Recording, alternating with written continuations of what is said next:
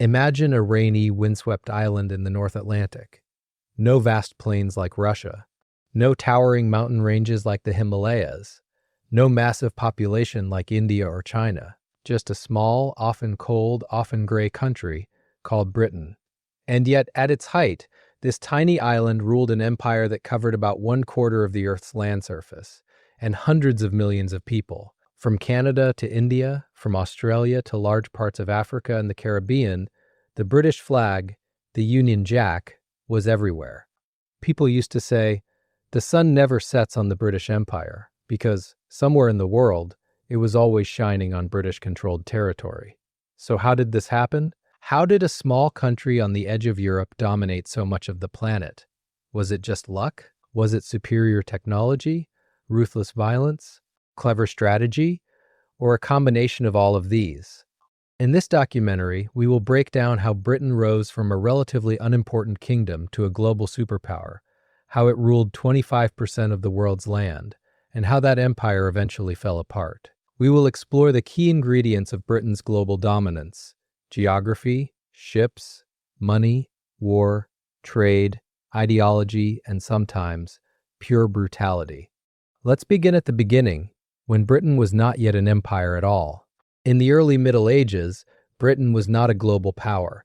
In fact, it was more of a target. Romans had once conquered parts of the island. After them came Vikings, Saxons, and other invaders. For centuries, the island was a patchwork of kingdoms. England, Scotland, and later Wales came under English control. So what changed? One of the first big turning points was the Norman conquest in 1066. William the Conqueror from Normandy in northern France invaded England, defeated the English king at the Battle of Hastings, and took over. This brought in a new ruling elite, new systems of governance, and a stronger, more centralized monarchy. A strong central monarchy matters. It meant the king could more effectively collect taxes, raise armies, and enforce laws. Over centuries, this centralization helped England become more organized than many rivals. But organization alone doesn't create an empire. To understand Britain's future power, you must understand its geography. Britain is an island. That might sound like a disadvantage, cut off from the rest of Europe, but in many ways it became its greatest asset. Being surrounded by water meant that, with a strong navy, Britain could protect itself from invasions.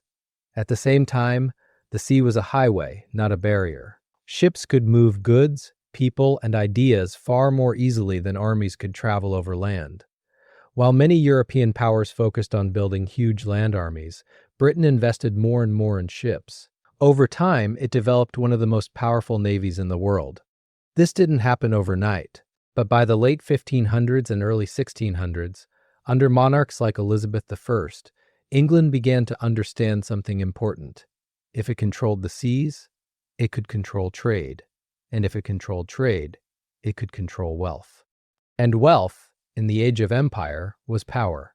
The early English explorers and privateers, people like Sir Francis Drake, sailed around the globe, attacking Spanish ships, exploring coastlines, and returning with gold, silver, and exotic goods. These were the first ripples of what would become a tidal wave. At this point, England was not yet Britain.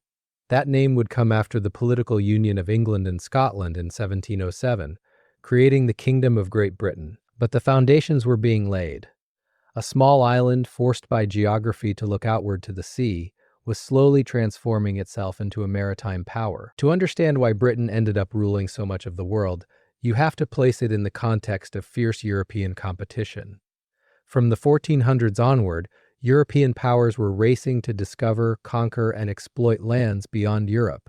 Portugal and Spain were early leaders, followed by the Netherlands, France, and England. This period is often called the Age of Exploration, but it could just as easily be called the Age of Invasion and Extraction. European powers were hungry for spices, gold, silver, sugar, timber, and new trade routes. They wanted resources they did not have at home. They also wanted places to sell their manufactured goods, and territories that could give them military and strategic advantages. Britain entered this race relatively late compared to Spain and Portugal, but it learned quickly. It began by establishing colonies in North America and the Caribbean in the 1600s. The first successful English colonies included Jamestown in Virginia, founded in 1607, and later Plymouth in Massachusetts. In the Caribbean, the English seized islands like Barbados and Jamaica. These early colonies were brutal, dangerous places. Many settlers died from disease, hunger, or conflict with indigenous peoples. But for the English elites and investors, they offered one thing that mattered: profit. Caribbean islands became sugar-producing machines. Sugar was incredibly valuable, and its production depended on one of the darkest elements of the British Empire, the transatlantic slave trade. British ships carried enslaved Africans across the Atlantic under horrific conditions to work on plantations in the Caribbean and the Americas. The profits from this system of human exploitation helped fund British banks, factories, and ships. It poured wealth into Britain, and wealth meant ships, soldiers, and power. At the same time, Britain used private companies to expand its reach. The most famous of these was the East India Company. Founded in 1600, the East India Company was not just a trading company, it was almost a private empire. It had its own army, its own forts, and its own political influence. It focused on India and nearby regions, trading spices, textiles, tea, and other goods. By using companies and chartered entities, Britain could expand without always using government money. Private investors took the risk, and if things went well, the British state stepped in to protect and eventually control what had been built. This was a clever strategy. Outsource the early risk, then nationalize the gains. Meanwhile, on the European continent, Britain was constantly competing with rivals, especially France. The two fought repeatedly over colonies, trade routes, and influence. What's crucial here is this: the British Empire did not grow in a calm, peaceful vacuum. It grew in a storm of rivalry, war, and zero-sum thinking, where any gain by one power was seen as a loss by another. And by the 18th century, Britain had developed a ruthless skill, turning war into opportunity and opportunity into empire. One of the main reasons this small island was able to rule so much of the earth is simple. If brutal, it kept winning key wars. The 18th century was full of conflicts, but one of the most important was the 7 Years' War, fought from 1756 to 1763. Some historians even call it the first true world war because it was fought in Europe, North America, the Caribbean, Africa, India, and at sea. On one side was Britain and its allies. On the other was France and its allies. The outcome of this war reshaped the global map. In North America, Britain defeated France and took control of huge territories in Canada. In India, British forces, often working with the East India Company, defeated French-backed local rulers and expanded British influence. The Treaty of Paris in 1763 left Britain with vast new lands and effectively ended France's dream of dominating North America and India. Why does this matter? Because this was the moment when Britain emerged as the leading global imperial power.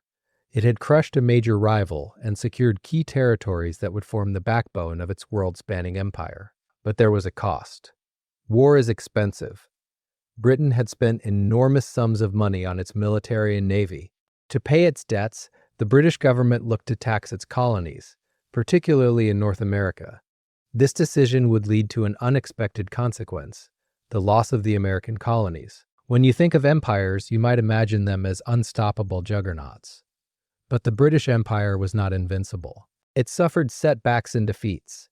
One of the biggest was the American War of Independence, also known as the American Revolution. In the 1770s, Britain's 13 colonies in North America grew increasingly angry about taxes and laws imposed by London. They argued, no taxation without representation. If they had no voice in the British Parliament, why should that Parliament rule them? Tensions grew. Protests turned into confrontation. In 1776, the colonies declared their independence and formed the United States of America. Britain tried to crush the rebellion. It sent troops. It fought battles. It even hired German mercenaries. But the war dragged on, and with help from France and others, the Americans held out. By 1783, Britain accepted defeat and recognized American independence. This could have been the end of Britain's global ambitions. In fact, many people at the time thought it was the beginning of the empire's decline. But something interesting happened instead. Rather than giving up on empire, Britain shifted its focus. Instead of concentrating on the Atlantic colonies in North America, it turned more aggressively toward Asia, Africa, and the Pacific. If it could no longer keep its original American colonies, it would build new ones elsewhere. And this time, it would lean even more heavily on two powerful tools: industrial strength and naval dominance. One of the most important reasons Britain could rule so much of the world from such a small island is that it industrialized first. In the late 1700s and early 1800s, Britain went through the Industrial Revolution, a massive transformation in how goods were produced, transported, and consumed. Instead of handmade textiles, you had factories filled with machines. Instead of horses and sails alone, you had steam engines powering ships and trains. Instead of slow, limited production, you now had mass manufacturing. Why did this matter for empire? For three major reasons. First, military and naval power. Industrial production meant Britain could build more guns, more cannons, more ships, and later, ironclad warships and railways. It could arm its soldiers better and supply them more reliably than many rivals. Second, economic dominance. British factories needed raw materials: cotton, rubber, metals, and more. They also needed markets, places to sell manufactured goods like cloth and machinery. Colonies provided both: raw materials on the way in and customers on the way out. Third, transport and communication. Steamships and, later, telegraph cables shrank the world. Journeys that once took months could be done in weeks or days. Messages that once took weeks could be sent in minutes. This made it easier to control and coordinate a far-flung empire from London. Factories in places like Manchester, Birmingham, and Liverpool were connected to plantations in India, mines in Africa, and farms in Australia by a global web of ships, ports, and railways. In other words, Britain built an industrial engine at home and used its empire as the fuel. But industry alone doesn't conquer land. For that, you need boots on the ground, and sometimes clever manipulation rather than outright. Nowhere is this clearer than in the story of India. If there was one colony that symbolized British power, it was India. By the time Britain fully controlled it, India was home to hundreds of millions of people and an ancient, sophisticated civilization. For Britain, India became the jewel in the crown of the empire. But Britain did not conquer India in one dramatic blow. It took more than a century, and for much of that time, the key player was not the British government, but the East India Company. The East India Company started as a trading company, given a royal charter to trade in the East. It set up trading posts along India's coasts, places like Calcutta, Madras, and Bombay. Over time, the company got involved in local politics. In the mid-1700s, it fought the Battle of Plassey in 1757, where company forces led by Robert Clive defeated the Nawab of Bengal, partly by bribing and turning some of his commanders. This battle gave the company effective control over Bengal, one of India's richest regions. From there, the company expanded its influence, playing local rulers against each other, signing treaties, and waging wars. The company had its own private army, made up largely of Indian soldiers known as sepoys, led by British officers. It collected taxes, ran courts, and administered territories. In many ways, it acted like a government. How did such a small number of British people rule over such a huge population? They used several strategies. They co-opted local elites, princes, landlords, and merchants, offering them positions, money, or security in exchange for loyalty. They exploited divisions of religion, caste, region, and language. And when necessary, they used overwhelming military force, backed by better technology and disciplined training. But this system was not stable forever. In 1857, resentment and anger exploded into a massive uprising. The Indian Rebellion of 1857, also called the Sepoy Mutiny by the British. It began with Indian soldiers in the company's army refusing to use rifle cartridges rumored to be greased with cow and pig fat, offensive to both Hindus and Muslims. But it grew into a wider revolt against British rule, with princes, peasants, and soldiers rising up in different parts of northern India. The British eventually crushed the rebellion using extreme violence and brutal reprisals. But the shock was so great that the British government decided the East India Company could no longer be trusted with such power. In 1858, the British state formally took control of India. Queen Victoria became Empress of India. India was now ruled directly as part of the British Empire. From India, Britain drew soldiers, taxes, raw materials, and prestige. Indian troops fought for Britain in wars across the empire, and later in World War I and World War II. India, by its size alone, made Britain's empire global and formidable. But it was not the only pillar of imperial rule. Let's shift now to another crucial region, Africa. For a long time, European contact with Africa was mostly coastal, trade including the horrific trade in enslaved people and a few settlements. But in the late 19th century, that changed dramatically. This period is known as the Scramble for Africa. European powers, including Britain, France, Germany, Belgium, and others, raced to carve up almost the entire African continent into colonies. They drew borders on maps in European conference rooms, often ignoring existing ethnic, linguistic, and cultural realities. Why the sudden interest? Several reasons. First, economic. Africa had raw materials, gold, diamonds, rubber, timber, and agricultural potential. Second, strategic. Controlling key coasts and routes, like the path to India via the Suez Canal, gave enormous military advantages. Third, prestige. In an age of nationalism, having colonies was seen as proof that a country was powerful and great. Britain, already established as a global power, moved aggressively. It took control of territories in West Africa, East Africa, and Southern Africa. Countries that you now know as Nigeria, Kenya, Uganda, Zimbabwe, Zambia, South Africa, and many others were at one point part of or under the influence of the British Empire. The Suez Canal in Egypt, opened in 1869, was especially vital. It allowed ships to travel between Europe and Asia without going all the way around Africa. In 1875, the British government bought a large share in the canal's controlling company. Later, Britain effectively took control of Egypt, ensuring that this crucial choke point remained under British influence. Across Africa, British rule took different forms. Direct colonies, protectorates, and territories run through local rulers under British supervision. But there were patterns: economic exploitation, racial hierarchies, and violence whenever there was resistance. The British justified their rule through a set of ideas we now see as deeply racist and paternalistic. They talked about bringing civilization, Christianity, and commerce. They called it the civilizing mission. In reality, African societies had their own complex cultures, laws, and systems long before Europeans arrived. The civilizing mission was often a cover for resource extraction and control. However, it is also true that alongside exploitation, the British built certain infrastructures, railways, ports, telegraphs, and schools. These were designed to serve imperial interests, but sometimes later provided tools for nationalist movements to organize and eventually demand independence. By the late 19th and early 20th centuries, the British Empire stretched across Africa, Asia, the Americas, and the Pacific.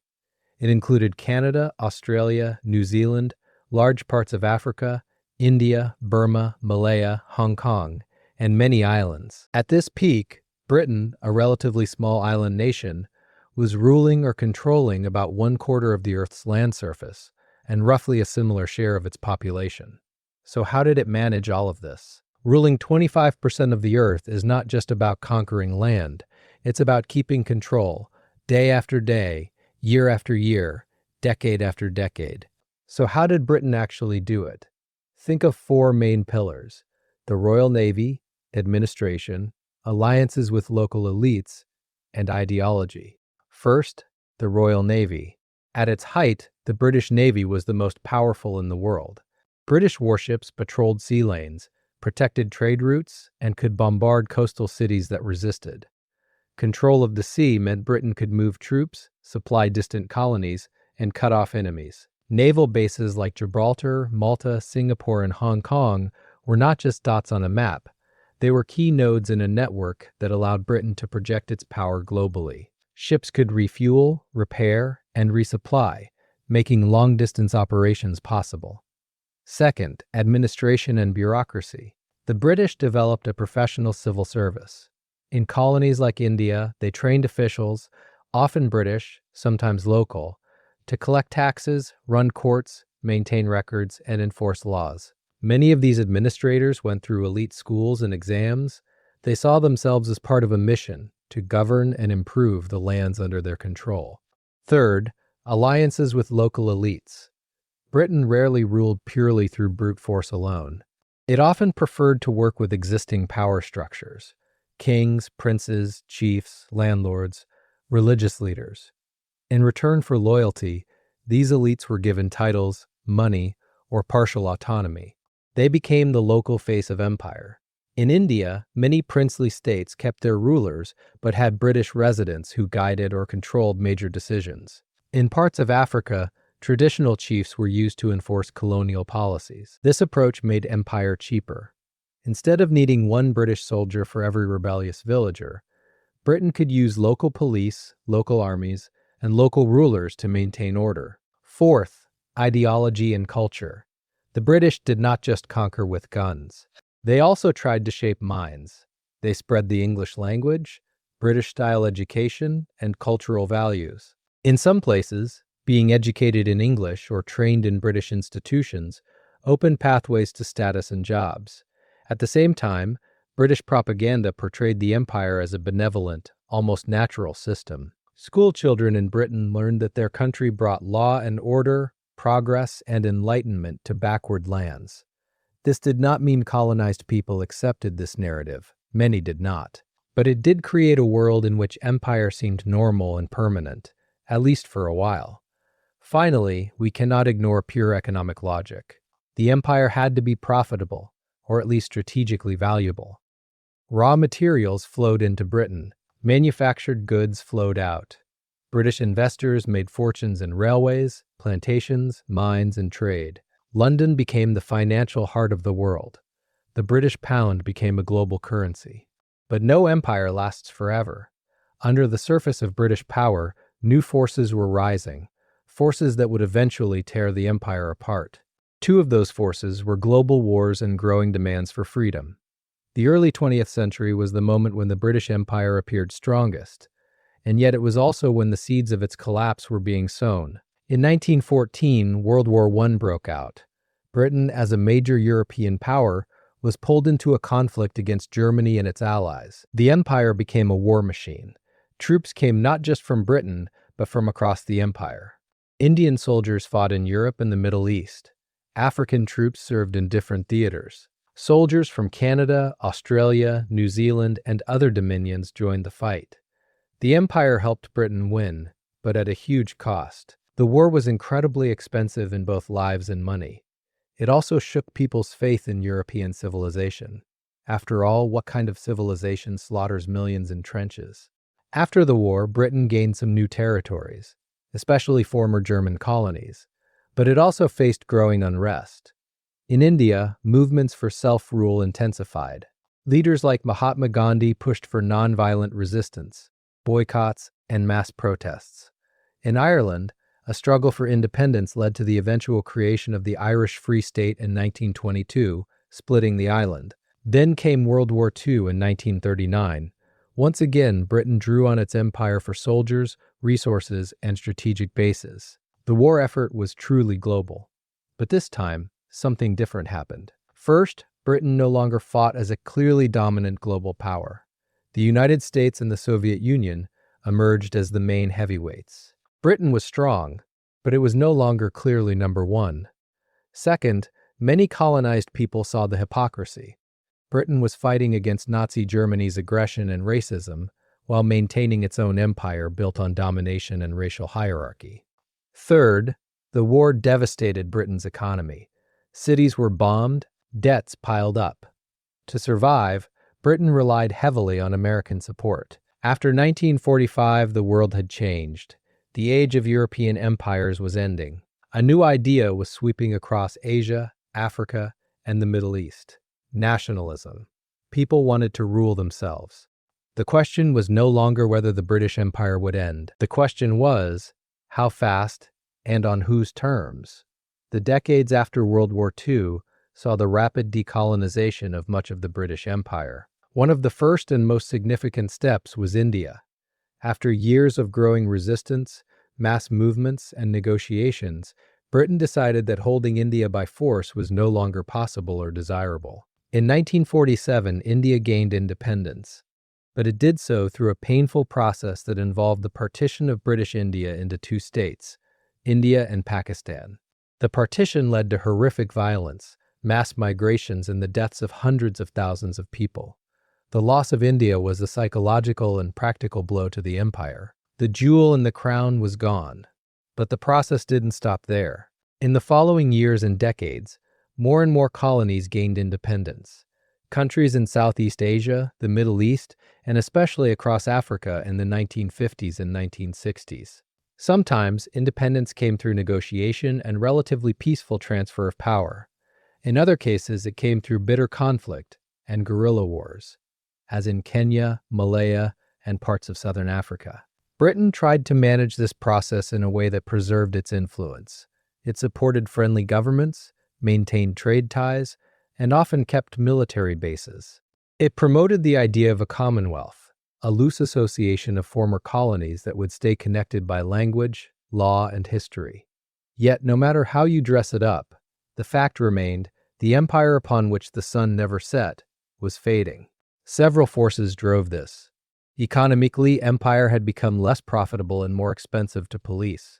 Politically, anti-colonial movements were too strong to suppress indefinitely. Internationally, new powers like the United States and the Soviet Union opposed old-style colonialism, at least publicly. At home, British society was changing too. After 2 world wars, there was less appetite for endless foreign adventures. By the late 20th century, most of Britain's former colonies were independent nations. A few places, like Hong Kong, remained under British control until as late as 1997, when it was handed back to China under a special arrangement. So, if the empire collapsed, what remains today? Today, Britain no longer rules a quarter of the earth. The days of a world-spanning empire are over, but the legacy of that empire is still very much alive. You can hear it in the English language, now spoken around the globe, often as a second or official language in countries that were once part of the empire: India, Nigeria, Kenya, Pakistan, South Africa, Australia, and many more. You can see it in legal systems and parliamentary structures that resemble the British model, from Canada to India to various Caribbean nations. You can feel it in economic patterns, where former colonies still trade heavily with Britain or other Western countries, sometimes specializing in the same raw materials or crops they were forced to produce under imperial rule. You can also see it in borders, many of them straight lines drawn on maps by British and other European officials, often creating long-term tensions and conflicts because they ignored local realities. The Commonwealth of Nations, a group of mostly former British colonies, still exists today. It is not an empire. It has no direct political control, but it is a reminder of the historical connection, sometimes positive, often painful. Inside Britain, the empire has shaped the country's identity. Immigrants from across the former empire moved to Britain, especially after World War II, transforming it into a multicultural society. Debates about race, immigration, and history are often, in part, debates about the legacy of empire. There is also a darker legacy: unresolved trauma, economic inequality, and systemic racism rooted in the imperial period. So when we ask, how did Britain rule 25% of the earth, we also have to ask, what did that rule leave behind, for better and for worse? Now that we've walked through the story, let's step back and answer the core question clearly. How did a relatively small island in the North Atlantic come to rule a quarter of the world's land and people? Think of it as a combination of several key ingredients. First, geography. Being an island pushed Britain toward the sea. It made invasions harder and navy building more logical. The sea became Britain's highway to the world. Second, naval power. Over centuries, Britain developed the most powerful navy in the world. This allowed it to control trade routes, defeat rivals like Spain and France, and move troops and goods across oceans. Third, economic innovation. Early industrialization gave Britain factories, technologies, and financial systems that outpaced many rivals. It could produce more, move more, and profit more. Fourth, Political and legal structures. A relatively stable government, evolving parliamentary system, and strong institutions allowed Britain to plan long-term, raise taxes, and coordinate complex imperial projects. Fifth, private enterprise and companies. Entities like the East India Company allowed Britain to expand cheaply and flexibly, using private capital to take early risks, then bringing imperial power to secure the gains. Sixth, divide and rule. Britain rarely ruled through raw force alone. It exploited divisions, religious, ethnic, regional, and built alliances with local elites. This allowed a small number of British officials and soldiers to control vast populations. Seventh, ideology and culture.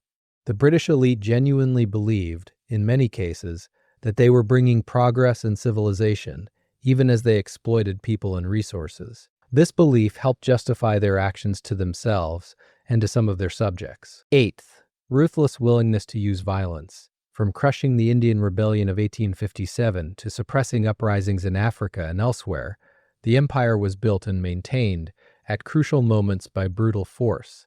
Ninth, timing and luck. Britain rose at a moment in history when global exploration was opening new worlds, when disease and technology gave Europeans advantages in many regions, and when other would-be rivals were distracted, divided, or slower to industrialize. Finally, adaptability. When Britain lost its American colonies, it did not abandon empire. It pivoted toward Asia, Africa, and the Pacific. When direct rule became unsustainable, it shifted toward influence through trade, finance, and the Commonwealth. None of these factors alone would have been enough. Together, they explain how a small island managed to dominate vast territories across the globe for centuries. Today, if you walk through London, you will see traces of the empire everywhere.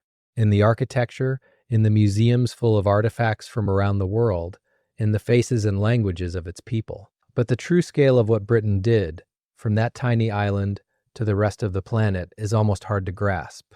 It helped shape modern global trade, global politics, and even global culture. It spread the English language, but also spread deep wounds, slavery, exploitation, and racial hierarchies. For some, the British Empire is remembered as a source of railways, law, and education. For others, it is remembered as invasion, hunger, and stolen wealth. Both perspectives are part of the truth. What is undeniable is this: for a long stretch of modern history, a relatively small country, with limited natural resources and a modest population, used ships, guns, coins, contracts, and ideas to build an empire that touched almost every corner of the earth. The story of how Britain ruled 25% of the world is not just a story about Britain.